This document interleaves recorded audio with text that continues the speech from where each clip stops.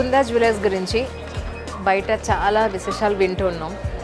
ఏంటంటే మేకింగ్ లేదండి, extra charges ఏం లేవు, హిడెన్ ఛార్జెస్ కూడా ఏం లేవు, అలాగే మేకింగ్ కూడా లేవు అని చెప్పని వింటున్నాను. వేస్టేజ్ కానీ మేకింగ్ కానీ వేస్టేజ్ ఉంటుంది, value addition. Making zero ma'am. VA మనకి 2 నుంచి 12% మాత్రమే ఉంటుంది. Okay. VA value addition 2 to 12% with zero making charges. Right right. మనం ఇప్పుడు ఎక్కడైనా కూర్చుని పూర్తి వివరాలు తీసుకుందాం. Gold price day by day పెరుగుతుంది.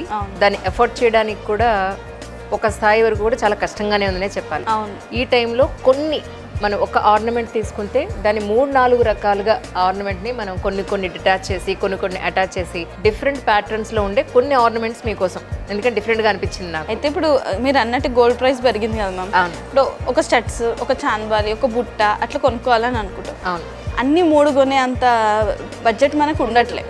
వాస్తవానికి 2025లో 40% అప్రిషియేషన్ అయింది, 40-42% రేట్ అప్రిషియేషన్.